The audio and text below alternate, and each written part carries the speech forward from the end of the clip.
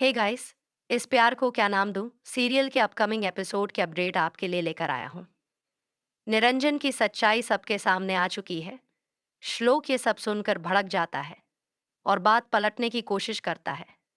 वह आस्था से कहता है, नहीं बेटा, तुमने जो सुना वह गलत है। अंजलि ने मुझसे जबरदस्ती कठोर शब्द बुलवाए, लेकिन श्लोक उसकी बात नहीं सुनता, उसका हाथ झटक देता है और वहां से चला जाता है। आस्था अंजलि से लिपटकर रोने लगती है। अंजलि उसे संभालते हुए कहती है, बेटा तू ठीक तो है ना? अगर मेरे बेटे को कुछ हुआ तो इसका जिम्मेदार सिर्फ एक आदमी होगा। आस्था श्लोक को रोकने के लिए भागती है, जबकि अंजलि निरंजन को धमकी देती है, अगर मेरे बेटे को कुछ हुआ तो इसकी पूरी जिम्मेदारी तुम पर होगी।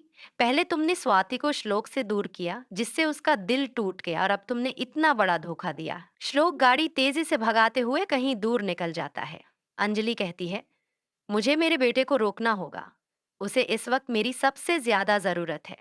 लेकिन जब वह घर पहुंचती है तो श्लोक वहां नहीं होता। वह कहीं और जा चुका होता है। आस्था ऑटो में बैठकर श्लोक का पीछा कर रही होती है।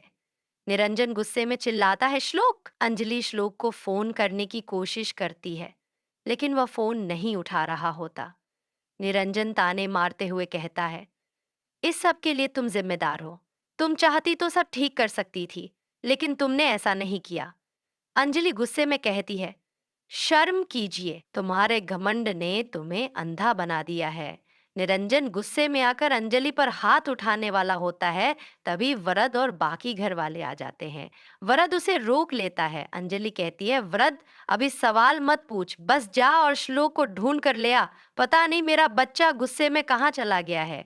वरद पूछता है, लेकिन हुआ क्या है? अंजलि जवाब देती है, कहानी बहुत लंबी है, बाद में बताऊंगी, अभी बस श्लोक को बचा ले। निरंजन श्लोक को फोन करता है, लेकिन श्लोक उसका फोन काट देता है। आस्था ऑटो वाले से कहती है, भैया जल्दी चलाइए, रात के 3 बज चुके हैं। आस्था अंजलि को फोन कर कहती है, श्लोक बहुत गुस्से में है, पता नहीं कहाँ चला गया है। वह अपनी जान का कुछ कर तो नहीं बैठेगा ना? अंजलि उसे दिलासा देती है, नहीं बेटा, ऐसा कुछ नहीं होगा। श्लोक ठीक होगा, वह खुद को संभाल लेगा। निरंजन अंजलि से पूछता है, श्लोक ने क्या कहा? अंजलि गुस्से में जवाब देती है, अब तुम्हें श्लोक से जुड़े सवाल पूछने का कोई हक नहीं है। वह बार बार श्लोक को फोन कर रही होती है, लेकिन श्लोक किसी का भी फोन नहीं उठा रहा होता। श्लोक के दिमाग में पुरानी बातें घूमने लगती हैं। उसे याद आता है कि आस्था ने उसे कितनी बार समझाने की कोशिश की थी कि निरंजन गलत है। उसे यह भी याद आता है कि आग लगने की घटना के पीछे भी निरंजन ही था। यह सब सोचते हुए वह कार रोक देता है और घाट के किनारे खड़ा हो जाता है। वह खुद से बड़बड़ाने लगता है, मैंने अंजलि माँ के साथ कितना बुरा किया, जबकि उन्होंने हमेशा मुझसे प्यार किया। वह धीरे धीरे खाई के किनारे बढ़ने लगता है। तभी आस्था वहां पहुंच जाती है और चिल्लाती है, श्लोक, आप क्या करने जा रहे हैं? श्लोक रोते हुए कहता है, तो क्या करूं मैं? मेरा वजूद ही नहीं बचा, मुझे मरने दो। आस्था आस्था गुस्से में उसे थप्पड़ मारती है और कहती है, आप पागल हो गए हैं। श्लोक, आप ऐसा कैसे कर सकते हैं?